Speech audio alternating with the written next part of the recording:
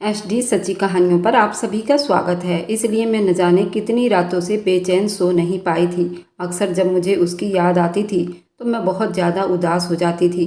मेरा कोई भी काम में मन नहीं लगता था और मैं उसी के बारे में सोचती चली जाती थी। आज उसको अपने सामने देखकर मेरे सारे जख्म भर गए थे। मुझे लग रहा था कि मेरी ज़िंदगी में दोबारा खुशियाँ आ गई हैं।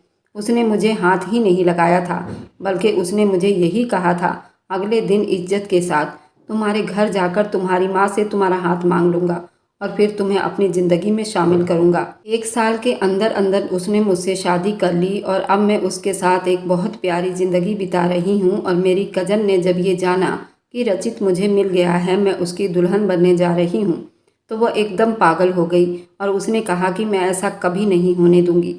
वह शादी वाले दिन बेहोशी की हालत में हो गई। उसे जल्द अस्पताल ले जाया गया। डॉक्टर का कहना है वह दिमागी दबाव की वजह से अपनी दिमागी संतुलन खो बैठी है। ये कहानी कुछ साल पहले शुरू हुई थी। मैं इस शहर के सबसे बड़े बिजनेसमैन के ऑफिस में बैठी हुई थी।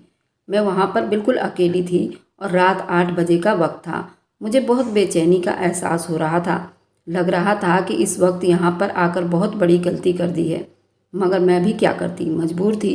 पैसों की ज़रूरत थी और बॉस से कहा कि एक ज़रूरी मीटिंग है। अगर वह मीटिंग कामयाब हो गई तो वो मुझे मेरी मर्ज़ी के हिसाब से पैसे देंगे। तो मैं बहुत हैरान हुई और मैं बगैर सोचे समझे उस मीटिंग में चली गई। मगर अब मुझे अपनी गलती का एहसास हो रहा था। जब मैं दोपहर के वक्त उनसे बात कर रही थी तब उन्होंने मुझे ये कहा था कि लाल रंग का कपड़ा पहन कर आना, तुम पर बहुत अच्छा लगता है। मैंने इस बात पर ध्यान नहीं दी। बाद में हंसते हुए जब अपनी बहन को इस बारे में बताया तो वह एकदम ही परेशान हो गई और मुझे कहने लगी, तुम्हारा बॉस कुछ ज़्यादा ही तुमसे फ्री नहीं हो रहा। ख्याल रखो अपना, कहीं ऐसा ना हो कि तुम बड़ी मुश्किल में फंस जाओ। उसकी बात सुनकर मैंने तेज़ी से अपना सर हिलाया। मैंने उसे कहा कि ऐसी कोई बात नहीं है, वह मेरी बहुत इज्जत करता है और जहाँ तक मुझ में दिलचस्पी लेने का सवाल है तो ये मुमकिन ही नहीं हो सकता, क्योंकि उसकी उम्र भी मुझसे काफ़ी ज़्यादा है। वह 45 साल का है, जबकि अभी तो मैं सिर्फ और सिर्फ 24 साल की हूँ। उसके अपनी बीवी बच्चे हैं जिनके साथ वह अपनी हंसी खुशी ज़िंदगी बिता रहा है। इस वजह से मुझे डरने की ज़रूरत नहीं है। मेरे ये सब कुछ कहने पर भी मेरी बहन को तसल्ली नहीं हुई। जब मैं घर से बाहर निकल रही थी तब मुझे देखकर एक पल के लिए डर गई और मुझसे कहने लगी, तुम किस तरह का कपड़ा पहनकर घर से बाहर जा रही हो। मैंने उस वक्त लॉन्ग कोट पहना हुआ था, लेकिन सामने के बटन खुले हुए थे। मैं ये बिल्कुल भी भूल गई थी। ये पैंट शर्ट मैंने कुछ ही दिन पहले अपने बॉस के साथ जाकर खरीदी थी। एहसास तो मुझे उस वक्त हुआ जब मैं पकड़ी गई। मैंने जल्दी से बटन बंद किए और उसे टालने की कोशिश की, मगर वह जो थी कि मेरे काबू में नहीं आ रही थी। अब तो वो मुझे किसी भी कीमत पर यहाँ से निकलने की परमिशन नहीं दे रही थी। मैं बहुत ज़्यादा घबरा गई थी, क्योंकि दूसरी तरफ बॉस के मैसेज पर मैसेज आ रहे थे और अभी मीटिंग में भी आधा घंटा बाकी था। मगर उसके बावजूद भी वह जल्दी मचा रहे थे। उस वक्त अपनी बहन को दिलासे दी और मैं घर से बाहर तो निकल गई, लेकिन अब मेरा अपना दिल मुझे बुरी तरह से डरा रहा था। मुझे यही डर था, कहीं ऐसा ना हो मेरी बहन की कही हुई बातें सच साबित हो। जब मैं वहाँ पर पहुँची तो पूरा ऑफिस चुप्पी में डूबा हुआ था। रात के 8:45 बज रहे थे, पर किसी का भी नामो निशान नहीं था। पार्किंग एरिया में मुझे अपनी कुलीग जाने वाली मिल गई, जिसने मुझे इतनी खूबसूरती से तैयार देखा तो हैरान रह गई और मजाक से आंखें मारते हुए कहने लगी, सब ठीक तो है ना, लगता है तुम्हारा बॉस के साथ कुछ ज़्यादा ही अच्छा संबंध है। ये कहकर वह ज़ोर ज़ोर से हंसने लगी और उसकी इस बात की मुझे बिल्कुल भी समझ नहीं आई, मगर उसके हंसने का अंदाज़ देखकर मुझे कुछ गलत होने का एहसास हुआ था। मैंने उस चीज़ से इनकार करने की कोशिश की तो वह मेरा कंधा थपथपाते हुए कहने लगी, कोई बात नहीं, जब तुम पहली बार यहाँ पर आई थी ना और मैंने तुम्हारी खूबसूरती देखी थी तो उस वक्त ही मुझे एहसास हो गया था कि तुम बहुत जल्द कामयाबियाँ समेट लोगी और इस मीटिंग में बहुत आगे तक जाओगी। उसकी बातें सुनकर मैं बहुत ज़्यादा डर गई थी और किसी हद तक मुझे उसकी बातों की भी समझ आ गई थी। मैंने उससे कहा, जैसा तुम सोच रही हो वैसा कुछ भी नहीं है। मेरी एक बहुत ही ज़रूरी मीटिंग है बॉस के साथ, उसी के सिलसिले में मैं जा रही हूँ। वह फिर से हंसने लगी और कहने लगी, बार बार खूबसूरत लोगों के साथ वैसे भी बॉस की मीटिंग होती रहती है और आज तुम मीटिंग को अटेंड करोगी, अगली बार तुम्हें आइडिया हो जाएगा। उसने मुझे कहा कि अगर तुम्हारे पास 5 मिनट है तो आओ दोनों वॉक करते हैं और थोड़ी बातचीत भी कर लेंगे। मैंने एक नज़र मोबाइल की तरफ देखा जहाँ पर बहुत सारी कॉल्स आ रही थी। मैंने उन सबको नज़रअंदाज किया और उसके साथ वॉक करने लगी।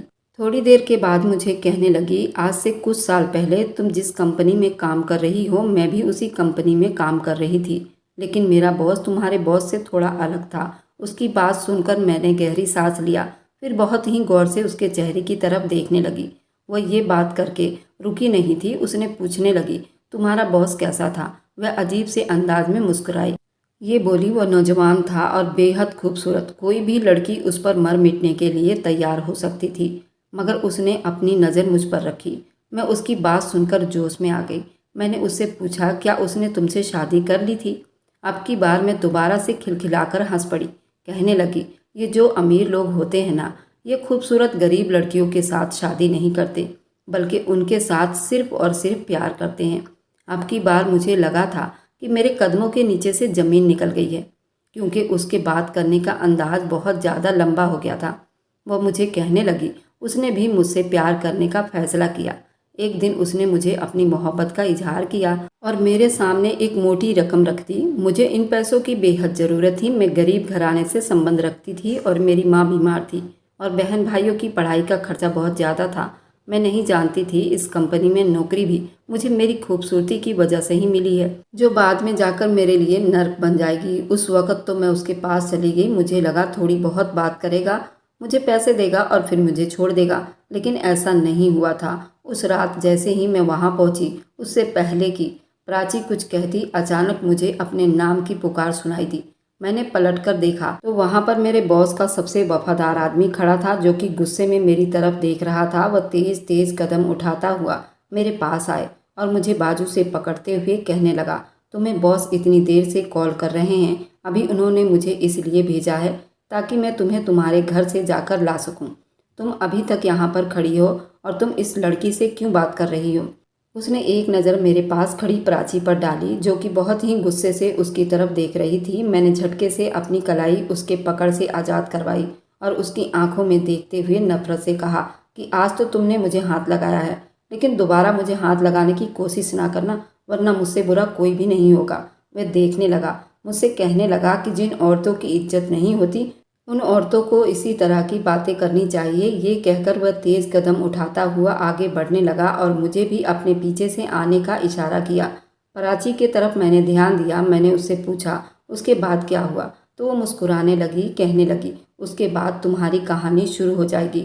तुम अपने ऑफिस जाओगी तो तुम्हें सारी बात समझ आ जाएगी। अपनी बात पूरी करके वह रुकी नहीं थी, बल्कि तेज़ी से वहाँ से निकलकर चली गई थी। मैं भी ना चाहते हुए भी अपने ऑफिस की तरफ चली गई तो वहाँ पर पूरा ऑफिस अंधेरे में डूबा हुआ था। मैंने नौकर को पुकारा। ये वही बॉस का खास नौकर था, मगर उसकी कोई भी आवाज़ सुनाई नहीं दी। मुझे कुछ गलत होने का एहसास हो रहा था। मेरा पूरा बदन धीरे धीरे कांप रहा था। मुझे लग रहा था कि मैं एक बहुत बड़ी मुसीबत में फंस गई हूँ और इस मुसीबत का चुनाव भी मैंने अपनी मर्जी से किया है। अभी मैं कुछ कदम ही उठा पाई थी, मुझे अपने नाम की पुकार सुनाई दी। मैंने पलटकर देखा तो अचानक से सारे हॉल की लाइट्स जल उठी। जहाँ पर मेरा बॉस खड़ा था, जिसके हाथ में केक था, और उसके अलावा वहाँ पर और भी कुछ लोग थे जो उसके खास थे। मैं भूल गई थी कि आज मेरा जन्मदिन है और इस तरह से मेरा जन्मदिन सेलिब्रेट किया जाएगा। मेरी खुशी का कोई ठिकाना ना रहा। हमेशा सीरियल और पार्टियों में देखती आई थी, इस तरह की पार्टी सरप्राइज देखती आई थी। मेरे दिल में ख्वाहिश जागी थी कि कोई इंसान मेरे लिए सब कुछ करे, और आज मेरी सबसे बड़ी ख्वाहिश पूरी हो गई थी। बॉस छोटे छोटे कदम उठाता हुआ मेरे पास आया और बिल्कुल मेरे करीब आकर खड़ा हो गया। उसने हाथ मेरे कंधे के पास रखा और मेरे कंधे को धीरे धीरे मसलता हुआ मेरे जिस्म में बेचैनी उठ रही थी, जो मुझे परेशान कर रही थी। मैंने पीछे होने की कोशिश की तो उसने मुझे घूरा। उसकी आंखें एकदम सुर्ख लाल हो गई थी। मैं खामोशी से वहां पर खड़ी हो गई। अब मैं कोई हरकत नहीं कर रही थी, बल्कि अपनी कमर में उसके चलते हुए हाथों का स्पर्श महसूस कर रही थी। सामने ही उनके जिगरी दोस्त यार खड़े थे, जो कि अजीबोगरीब नजरों से मेरे चेहरे की तरफ देखते चले जा रहे थे। अचानक ही उसमें से एक साहब मेरे पास आकर कहने लगे, साहब जरा बताइए तो सही, कब वो खेल शुरू होगा? साहब हंसने लगे और कहने लगे, आपको इतनी भी क्या जल्दी है? आराम कीजिए, थोड़ा सा इंतजार कीजिए, बहुत जल्द ही खेल आपके सामने पेश कर दिया जाएगा। मैंने अपने बॉस से पूछा, आप किस खेल की बात कर रहे हैं? तो वो मेरी छोटी सी नाक खींचते हुए कहने लगे, तुम्हें भी उसी वक्त बताया जाएगा जब खेल शुरू होगा। उसमें से खड़ी एक औरत कहने लगी, इसको अभी बता दीजिए, ऐसा ना हो बाद में ये बेहोश हो जाए। उसके पीछे खड़ा आदमी जल्दी से कहने लगा, अगर बेहोश हो गई तो क्या हुआ, इसे होश में ले आएंगे।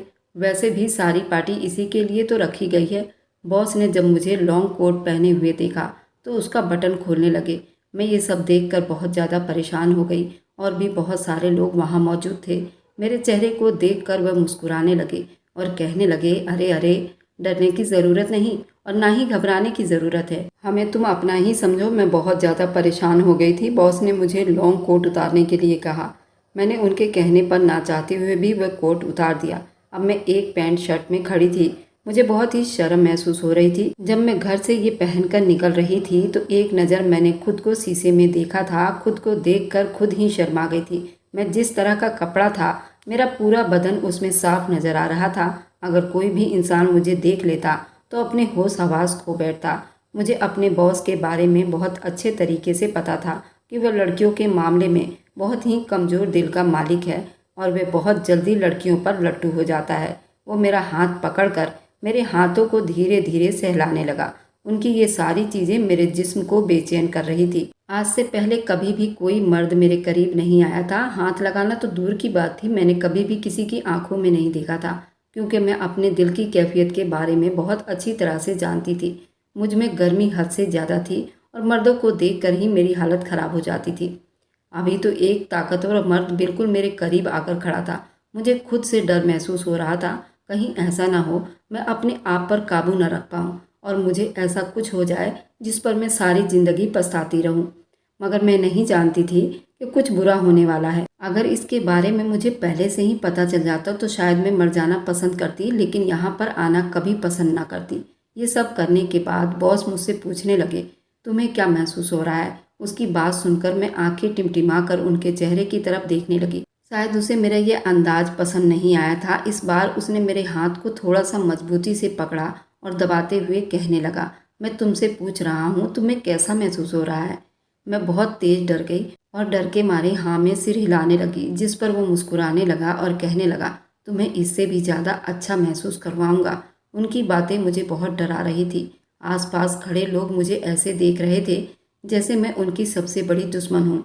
थोड़ी ही दूरी पर एक औरत मौजूद थी जिसे मैंने आज से पहले कभी नहीं देखा था। मेरे बॉस ने औरत की तरफ इशारा किया और मुझसे कहने लगे कि तुम इसके साथ जाओ, वह तुम्हें बहुत ही खूबसूरत कपड़ा पहनाएगी। उसके बाद मैं तुम्हें बहुत खूबसूरत जगह लेकर जाऊंगा। मगर मुझे कहीं भी नहीं जाना, मुझे आज जल्दी घर जाना था। मम्मी मेरा इंतज़ार कर रही होंगी। मैं नहीं जानती थी सब कुछ बोलकर मैंने कितनी बड़ी गलती कर दी है। मेरे बॉस का चेहरा एकदम गुस्से से लाल हो गया। वे गुर्राते हुए कहने लगे कि मैंने तुम्हें कितनी बार कहा है कि मेरे सामने बदतमीजी ना किया करो और ना ही मेरे किसी बात से इनकार किया करो। मुझे बहुत गुस्सा आता है। मैं उससे पहले कि और कुछ कहती, उन्होंने हाथ उठाकर मुझे खामोश करने का इशारा किया और फिर मुझे सामने कमरे में धक्का देते हुए कहने लगे, फिलहाल मैं जो कुछ कह रहा हूँ वो खामोशी से मानो और मेरी नज़रों के सामने से ओझल हो जाओ। मुझे बहस करने वाली औरतें जरा भी पसंद नहीं। आज वो मुझे एक एम्प्लॉय के तौर पर ट्रीट नहीं कर रहे थे, बल्कि आज तो उनका अंदाज सब कुछ बदला हुआ था। मुझे ये महसूस हो रहा था जैसे मैं उनकी कोई गुलाम हूँ। अगर मुझे पता होता इस तरह ट्रीट करने के बाद मुझे पैसे दिए जाएंगे तो मैं मर जाना पसंद करती, लेकिन यहाँ पर आना कभी पसंद ना करती। अभी पार्किंग एरिया में जो लड़की मुझे मिली थी उसकी तकलीफ़ का भी मुझे बहुत एहसास हो रहा था। उनकी बातें मुझे ठीक अंदाज से समझ में आ रही थी। वह क्यों मेरे बॉस को बुरा भला कह रही थी, लेकिन वह सामने खड़ी औरत कोई ब्यूटिशियन थी जो जल्दी से चलती हुई मेरे पास आई और मुझे कमरे में लेकर चली गई। सामने पड़ा हुआ मेकअप देखकर मेरा मुंह खुले का खुला रह गया था। मुझे मेकअप का शुरू दिन से ही बहुत शौक था, लेकिन कभी भी मेरे पास इतने पैसे नहीं हुए थे कि मैं अपने लिए कुछ खरीद सकूं। आज इतने सारे चीज़ देखकर मेरा दिल खुशी से उछल रहा था और अंदर ये ख्वाहिश जाग रही थी, काश ये सब कुछ मुझे मिल जाए। उस औरत ने मेरी आंखों को चमकते हुए सितारों को देख लिया। वह मुस्कुराते हुए कहने लगी, फिक्र मत करो, तुम्हें भी एक दिन ये सारी चीज़ें मिल जाएगी।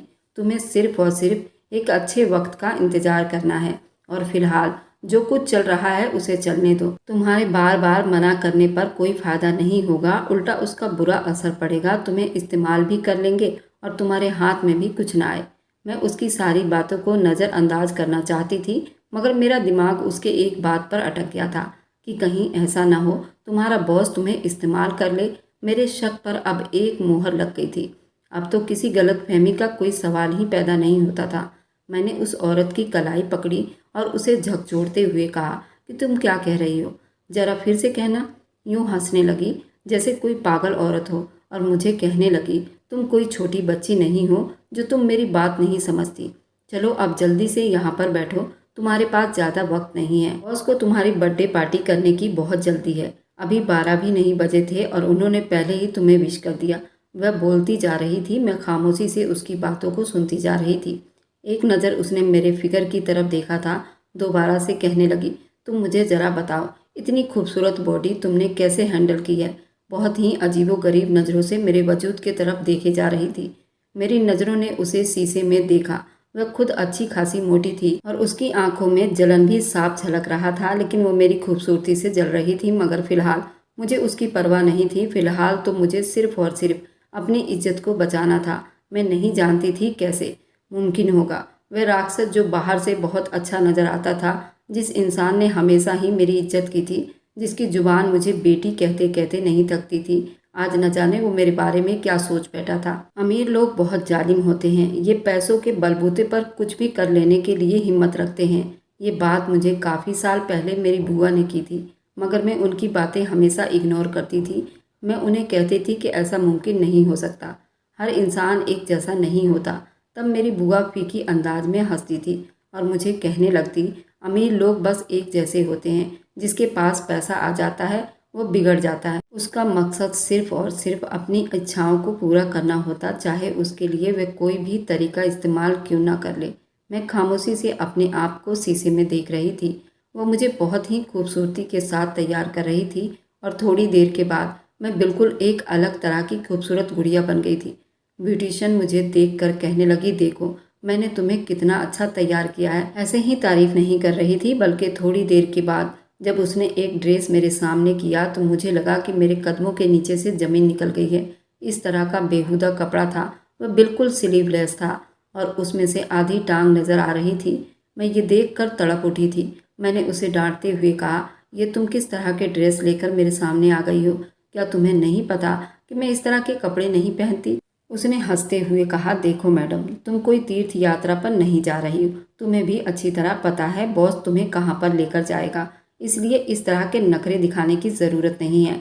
मैं जल्दी से पीछे की तरफ पलटी और उसे कहा, मैं कहीं भी नहीं जाऊंगी। तुम अपने बॉस को ये बात अच्छी तरह से साफ शब्दों में बता दो। अचानक ही मुझे अपने पीछे बॉस की आवाज़ सुनाई दी। न जाने बॉस वहाँ पर कैसे आ गया था। मुझसे कहने लगा, क्या तुम्हें अपनी बीमार माँ की जरा भी फिक्र है? तुम सोचो, अगर मेरे आदमी अभी और इसी वक्त तुम्हारे माँ के घर चले जाएं और उनको गिरेबान से पकड़कर घर से बाहर निकाल दें, उसके साथ वही कुछ करें जो कि एक बेबस औरत के साथ किया जाता है, तो तुम्हारे ऊपर क्या बीतेगी? चलो तुम तो इस बात को रहने दो। जब मोहल्ले वालों को इस बारे में पता चलेगा तो वह लोग क्या सोचेंगे? और तुम्हारी माँ खुद भी एक बहुत बूढ़ी औरत है, वह सब कुछ बर्दाश्त नहीं कर पाएगी। वह बेचारी तो पहले ही बीमार है। अगर उसके साथ ये जाती हो जाती है तो वह जीते जी मर जाएगी। जहाँ तक मैंने सुना है वह बहुत ही शरीफ औरत है और शरीफ लोगों के पास इज्जत के सिवा कुछ भी नहीं होता। इज्जत को बचाने के लिए वह किसी भी हद से गुजरने के लिए तैयार हो जाते हैं।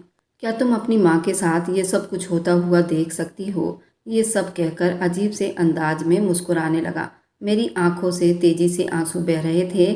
मैं ना में सिर हिलाने लगी। मैंने उनसे शिकायत करते हुए कहा, आप मेरे साथ ऐसा कैसे कर सकते हो? अब की बार वह जोर जोर से हंसने लगा। मुझसे बोलने लगा, मैं कुछ भी करने के लिए हिम्मत रखता हूँ, क्योंकि मेरे पास पैसा है और पैसा बोलता है।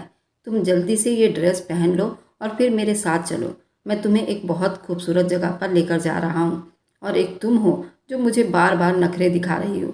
मैंने उस औरत को कहा कि ये ड्रेस मैं नहीं पहनूंगी, वहाँ पर पहुँच पहन लूँगी, मगर वे ये भी करने के लिए तैयार न हुई। थोड़ी ही देर में मुझे उसने वह ड्रेस पहना दिया। मेरी पतली कमर उस ड्रेस में साफ दिखाई दे रही थी।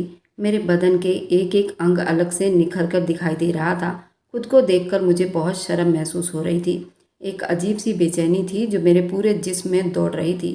मैंने ये ड्रेस तो पहन लिया था, मगर उसके साथ साथ एक अजीब सी फीलिंग पैदा हो गई थी। मैंने उससे पहले कभी ऐसे कपड़े नहीं पहने थे और ना ही ऐसे माहौल में गई थी। जब मैं बाहर निकली तो बाहर खड़े आदमियों के मुंह खुला का खुला रह गया, जबकि औरतों के चेहरे पर जलन दिखाई देने लगा। उस वक्त मुझे सबसे ज़्यादा खुशी उन औरतों पर हो रही थी। मुझे वह अपनी हमदर्द लग रही थी, जबकि ये सारे आदमी मुझे नाग लग रहे थे।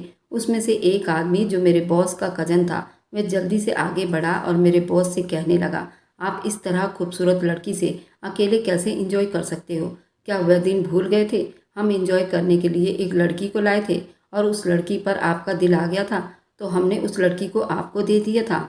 उस इंसान की बात सुनकर मुझे लगने लगा कि मेरे पूरे जिस्म में कीड़े मकोड़े दौड़ रहे हो। जिस्म पर कपकपी सवार हो गई थी। किस तरह के अमीर लोग हैं, ये तो इंसान कहलाने के लायक भी नहीं है। उन्होंने तो गरीब लड़कियों को मजाक ही समझ लिया था और उन्हें खिलौना ही बना लिया था। जब दिल चाहा उनके साथ खेल लिया और जब दिल चाहा खिलौने को तोड़ दिया। जवाब में बॉस उससे कहने लगे कि वह लड़की इतनी खूबसूरत भी नहीं थी और वह फैसला मेरी ज़िंदगी का सबसे बुरा फैसला था। मैं आज भी उस पर पछता रहा हूँ। जहाँ तक उस लड़की का सवाल है तो ये लड़की मैं कभी किसी के हवाले नहीं करूँगा।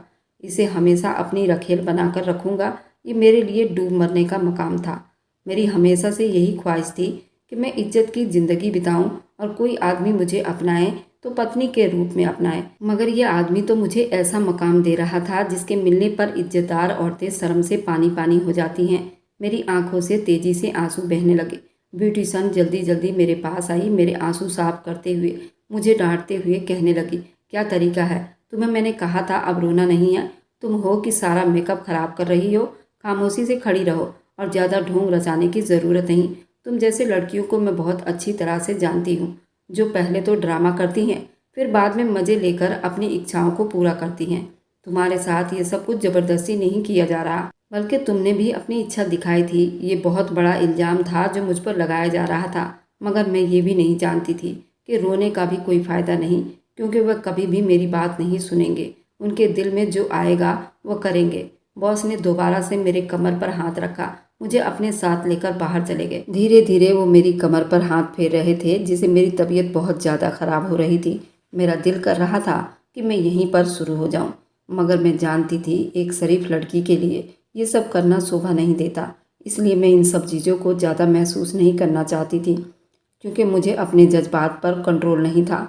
मेरे लिए सब कुछ बर्दाश्त करना बहुत मुश्किल होता जा रहा था। अभी भी मेरा मचलता हुआ चेहरा देखकर बॉस मुस्कुराते हुए कहने लगे, मैं बहुत अच्छे तरीके से जानता हूँ इस वक्त तुम्हारे दिल में क्या चल रहा है, लेकिन मुझे थोड़ा सा वक्त दो। सिर्फ आधे घंटे के बाद मैं तुम्हारी सारी इच्छाओं को पूरी कर दूंगा। सुबह के वक्त मैं इतनी दौलत तुम्हारी झोली में डाल दूंगा कि तुम अपने आप को दुनिया की खूबसूरत लड़कियों में गिनने लग जाओगी। उस वक्त न जाने मेरे दिल में क्या आया। मैंने अपने बॉस को कह दिया, क्या आप मुझसे शादी नहीं कर सकते? मेरी बात सुनकर वह हंसने लगे, जैसे मैंने उन्हें कोई जोक सुनाया हो। और फिर वह कहने लगे, थोड़ी देर पहले ही मैंने तुम्हें अपनी रखेल बनाया। और क्या कोई रखेल के साथ शादी की जाती है? बल्कि उसे सिर्फ और सिर्फ इस्तेमाल किया जाता है। शादी मैंने ज़िंदगी में एक ही बार करना था, जो मैंने अपनी पत्नी के साथ कर चुका हूँ। मैंने कहा, आपने शादी तो कर लिया, लेकिन आपने शादी का मतलब आज तक नहीं समझा। ये सिर्फ और सिर्फ किसी को अपनी ज़िंदगी में शामिल कर लेने का नाम नहीं, बल्कि उसके साथ वफादारी दिखाने का भी नाम है। आप अपनी पत्नी के होते हुए अलग अलग लड़कियों के साथ रात गुजारते हैं। अगर उसे इस बारे में पता चल गया तो उसके दिल में कितनी तकलीफ पहुंचेगी। इससे पहले कि मैं कुछ और कहती, अचानक ही उस इंसान का हाथ मेरे ऊपर उठा और मेरे चेहरे पर निशान छोड़ गया। मैं इस सब के लिए बिल्कुल भी तैयार नहीं थी। मैं बेयकीनी के साथ उसके चेहरे को देख रही थी, जहाँ पर उस वक्त सिर्फ और सिर्फ गुस्सा फैला हुआ था।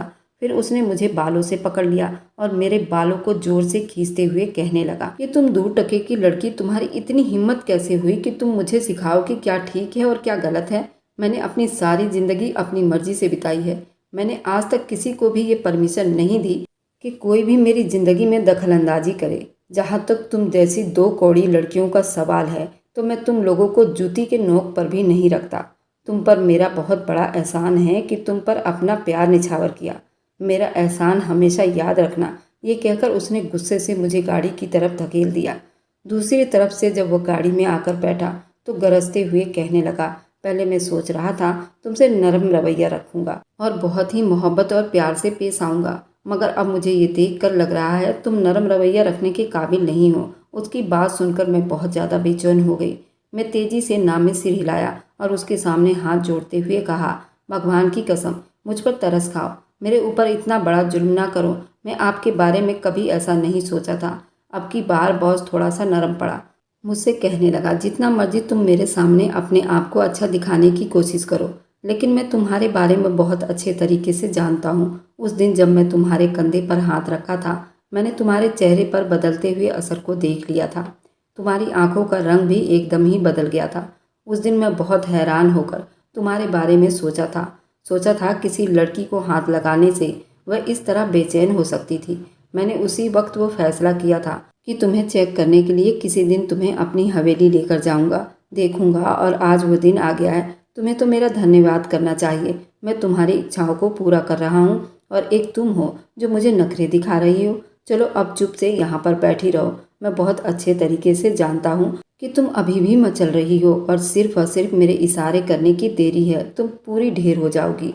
मैंने बड़ी तकलीफ में अपनी आंखें बंद कर ली। ये मेरी अपनी समस्या थी।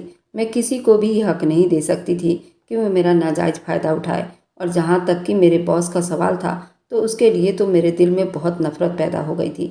मैंने उसे कहा कि आपके घर में कोई बेटी है। वह दोबारा से चिल्ला उठा और मुझसे कहने लगा, बदतमीज़ लड़की, जब मैंने तुम्हें एक बार कहा कि अपनी बकवास बंद करके बैठो, तो तुम्हें मेरी एक बात समझ में क्यों नहीं आ रही।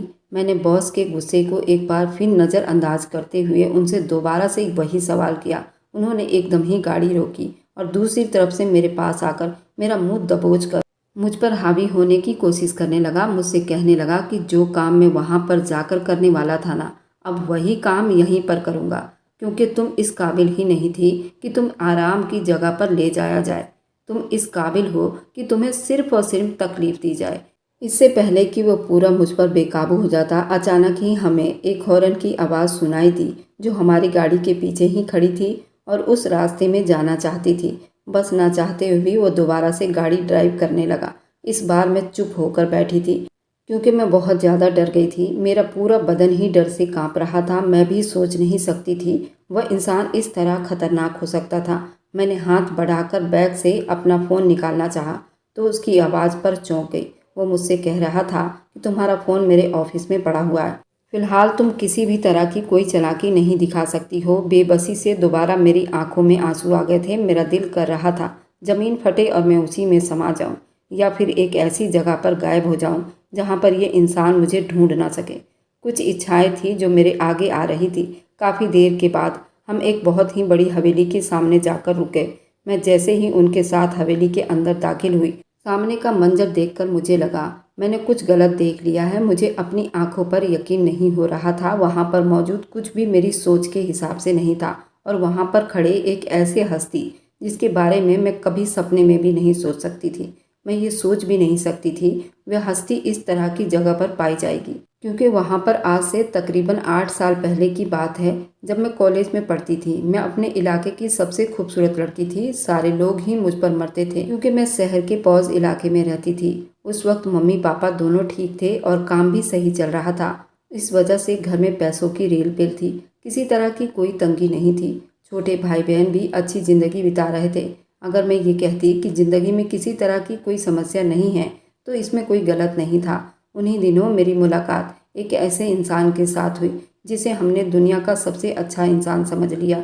और मैं सोचती थी दुनिया का हर इंसान गलत हो सकता है, लेकिन ये इंसान कभी भी गलत नहीं हो सकता था। वह हमारे मोहल्ले में आने वाला पहला लड़का था जिसे मेरी दोस्ती हो गई थी। यूँ तो मैं किसी भी लड़के के साथ बातचीत नहीं करती थी।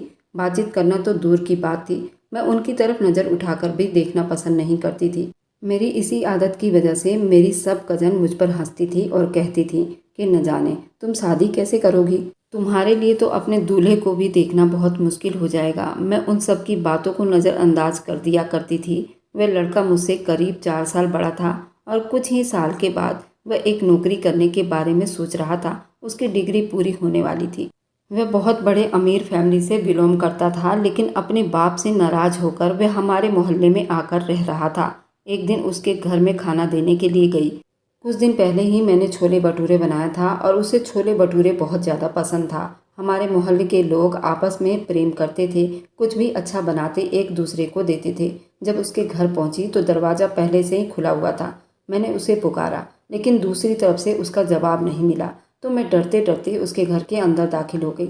उस बीच हम दोनों में हल्की फुल्की बातचीत भी हो चुकी थी और ये बातचीत हम दोनों के छत पर हुई थी। मैं अक्सर वहाँ पर कपड़े डालने के लिए जाती थी, तो वो पहले ही मौजूद होता था। सबसे पहले उसने मुझसे बात करना शुरू की थी। मैंने उसे दोबारा से पुकारा, लेकिन फिर मुझे उसकी आवाज़ सुनाई दी। कमरे के अंदर गई तो सामने का मंजर देखकर मैं बहुत ज़्यादा परेशान हो गई। मैंने उसे दोबारा से पुकारा। उसकी हालत उस वक्त बहुत बुरी थी। वह फर्श पर लेटा हुआ था, उसके बाल बिखरे हुए थे, उसके सर पर हल्का फुल्का खून भी जमा हुआ था। जरूर वह गिर गया था, जिसकी वजह से बेहोश हो गया था। मैं तेज़ी से भागती हुई उसके पास गई। छोले भटूरे को मैंने साइड टेबल पर रखा। मैंने उसे बुलाया तो उसकी हल्की सी आवाज़ सुनाई दी। वह जरूर उस वक्त बेहोश था, लेकिन उसे इतनी हिम्मत नहीं थी कि वह चल सकता। मैंने उसे पुकारा तो उसने बेचैनी से मेरे चेहरे की तरफ देखा था और फिर मेरा बाजू पकड़ते हुए मुझसे कहने लगा, भगवान के लिए मुझे बचा लो, मैं मरना नहीं चाहता। उसके बाद वह दोबारा से बेहोश हो गया। मैंने उसे ले जाकर उसके बेड पर लिटा दिया। उसके बाद मैंने घर से अपने भाई को बुलाया और एक डॉक्टर को लेकर गई, जिसने थोड़ी ही देर के बाद उसका इलाज शुरू कर दिया। करीब 2 घंटे के बाद उसे होश आया था। मम्मी भी मेरे पास ही बैठी थी। उन्हें इस बेचारे लड़के पर बहुत तरस आ रहा था। वही दिन था जब हम दोनों की दोस्ती पक्की हो गई थी। उस दिन के बाद से हम दोनों की फ़ोन पर बातचीत होने लगी थी। थोड़े ही दिन के बाद उसने मुझे प्रपोज कर दिया था। मैं बहुत ज़्यादा खुश थी और खुद को खुशनसीब समझने लगी थी, मगर मैं नहीं जानती थी बहुत जल्द किस्मत मुझे ऐसा रंग दिखाने वाली है। इसके बाद मैं कभी हंसने के काबिल नहीं रह पाऊंगी। मेरी कजन थी, जिसे मैं उसके बारे में बता रखा था, मगर न जाने क्यों मुझे लगा था कि वो मेरी बात सुनकर जल गई हो। कुछ दिनों के बाद वो मुझसे कहने लगी, तुम बहुत ही जालिम लड़की हो। जब मैंने उससे पूछा तो वो फीके से अंदाज में हंसते हुए बोली, तुम हमेशा मेरे हक पर कब्जा कर लेती हो। मुझे जो भी चीज़ पसंद आती है तुम उस चीज़ को मुझसे छीन लेती हो। उस वक्त तो मुझे उसकी बातों की समझ नहीं आई, लेकिन अब कुछ दिनों के बाद उसने रचित का नाम मेरे सामने लिया और कहा कि वह उससे मोहब्बत करती है और उसे हासिल करना चाहती है। मुझे सारी कहानी समझ में आ गई, लेकिन कुछ दिन पहले ही वह रचित की ही बात कर रही थी, मगर अब वह लड़का उसके हवाले करना मेरे लिए मुश्किल नहीं, नामुमकिन था। उसे मैं अपना दिल दे चुकी थी और मैं उसके साथ ज़िंदगी बिताने के सपने सजा रही थी। मैंने उसे कहा कि तुम मुझसे मेरी जान मांग लो, मैं तुम्हें दे दूंगी, लेकिन ये लड़का मैं कभी भी तुम्हारे हवाले नहीं करूंगी। दूसरी तरफ रचित इन दिनों कुछ ज़्यादा ही गायब रहने लगा था। पहले की तरह मुझसे बात नहीं करता था, न ही पहले की तरह मेरा हालचाल लेता था। अब तो मेरी मम्मी को भी लगने लगा था कि वो मुझसे प्यार करने लगा है। एक दिन उन्होंने मुझे पास बिठाया और मुझे कहने लगी, तुम रचित से मोहब्बत करती हो और क्या रचित भी तुमसे मोहब्बत करता है? उनकी बात सुनकर मैं शर्माने लगी। मैंने कहा कि उसने मुझसे मोहब्बत का इजहार किया है और उसने मुझे ये भी कहा है कि वो बहुत जल्दी मेरे घर अपने माँ बाप को लेकर आएगा। लेकिन काफ़ी दिनों के बाद अब मेरी उससे बातचीत नहीं हो रही थी। मैं नहीं जानती थी फिलहाल उसके दिमाग में क्या चल रहा है। ज़रूर वह किसी मुश्किल में पड़ा हुआ था। मम्मी मुझसे कहने लगी कि तुम फिक्र मत करो, अगर उसने तुमसे ये बात की है तो वह ज़रूर अपनी बात को पूरा करेगा। मैं उसे अच्छी तरह से जानती हूँ, वह अपनी बात से मुकरने वालों में से नहीं है। मैं उस वक्त दिल ही दिल में ये सोच लिया कि मम्मी जो कुछ कह रही हैं वह ठीक हैं, क्योंकि समस्या जो कुछ बता रही थी वह किसी तरह स्वीकार करने वाला तो नहीं था। उस इंसान को मैंने अपने हाथों से निकलने नहीं दे सकती थी। जिंदगी में मैंने पहली बार किसी को अपना दिल दिया था और वह रचित ही था, मगर फिर ऐसा हुआ कि वह खामोशी से मुझे छोड़कर चला गया। उसने अपने जाने के बारे में किसी को कुछ नहीं बताया था। उसके बाद समस्याओं ने ऐसा घेर लिया था। पापा हम लोगों को लेकर दूसरी जगह पर शिफ्ट हो गए। मेरी पढ़ाई पूरी हुई। उस टाइम मेरे पापा की मृत्यु हो चुकी थी। हम लोग समस्याओं से बहुत घिरे हुए थे। हमारा मकान दुकान सब कुछ बिक गया था। पापा की बीमारी में हम बिल्कुल सड़क पर आ गए थे। अभी तो हम मौसी के घर पर रह रहे थे। उन्होंने भी कह दिया कि अब अपना बंदोबस्त कहीं और कर लो। खुद के बच्चे थे, उनको हमारा खर्चा बहुत भारी लग रहा था। उस वक्त मैं एक छोटी मोटी नौकरी कर रही थी। फिर बाद में मेरी इस कंपनी में नौकरी लगी, जिससे हालात थोड़ी सी ठीक हुए, मगर मैं नहीं जानती थी इसका खामियाना मुझे इतना भुगतना पड़ेगा और ये जो खामियाना मिली उसकी कीमत भी मुझे चुकानी पड़ेगी। ये सारी चीज़ें बर्दाश्त करना मेरे लिए बहुत मुश्किल था। दूसरी तरफ मैं अपनी कज़न से हर हफ्ते कॉल करके पूछती थी, क्या तुम्हें रचित कोई भी खबर है? तो वह हर बार मुझसे कहती थी उससे मेरी कोई बात नहीं होती और ना ही वह दोबारा यहाँ लौट कर आया। मुझे आज तक उसकी बेवफाई सहन नहीं हुई थी। सामने खड़ा लड़का कोई और नहीं बल्कि रचित था। वह बहुत गौर से मेरे चेहरे की तरफ देख रहा था और फिर तेजी से भागता हुआ एक झटके से उसने मुझे अपने गले से लगा लिया और बेचैनी से कहने लगा, तुम कहाँ पर चली गई थी? तुम्हें अंदाजा भी है कि मैंने तुम्हें कितना तलाश किया? तब मुझ पर यह राज खुला कि रचित अक्सर ही मेरे लिए खबर भेजता रहा और मेरी कजन से भी मेरे बारे में पूछता रहा, मगर मेरी कजन ने उसे साफ शब्दों में कह दिया था कि उसका कोई अता पता नहीं। उसके बावजूद भी वो मायूस नहीं हुआ था। अक्सर ही वो वहाँ चक्कर लगाता रहता था। साथ साथ वो मुझे दूसरे शहरों में भी तलाश कर रहा था। जहाँ तक मेरे बॉस का सवाल था, वह भी उस कंपनी में मालिक नहीं था, बल्कि वह इसमें काम करने वाला मैनेजर के तौर पर तैनात था। असल राज तो मुझ पर अब खुला था कि इस कंपनी का मालिक रचित था। उसे पता चला कि उस कंपनी में जो उसका मैनेजर है वह लड़कियों के साथ गलत संबंध रखता है और मैंने भी इस बात की गवाही दे दी। तो उसने उस आदमी को उसी वक्त ही नौकरी से निकाल दिया और मुझसे उसने बहुत ही माफ़ी मांगी। मैं भी खुश थी, भगवान ने मेरी मदद कर दी थी और मुझे एक बहुत बड़ी मुश्किल से निकाल दिया था। मुझे अपनी इज्जत खो जाने का बहुत डर था, लेकिन भगवान की जितनी कृपा करती उतनी ही कम थी। मेरी इज्जत सही सलामत बची रही। उसके अलावा मुझे अपनी ज़िंदगी का सबसे पसंदीदा आदमी भी मिल गया था। मैंने रचित से पूछा था, तुम्हें कैसे पता ये मैनेजर की मुझे सही सलामत तुम्हारे पास लेकर आएगा? उसने तो रास्ते में मुझ पर बहुत बार हमला किया था। रचित ने कहा, ये तुम्हारा कुछ नहीं बिगाड़ सकता था क्योंकि ये सब कुछ मेरा प्लान था और मेरे प्लान के हिसाब से ही ये काम हो रहा था। बस मैनेजर को नहीं मालूम था कि मेरी नज़र उस पर है। बाकी सभी लोगों को तुम्हारे बारे में पता था और जिस ब्यूटिशियन को तुम्हें सजाने के लिए भेजा था वो मेरी खास एम्प्लॉय थी और उसके होते हुए तुम्हारा कोई कुछ नहीं बिगाड़ सकता था। इसलिए आज तुम सही सलामत मेरे सामने हो।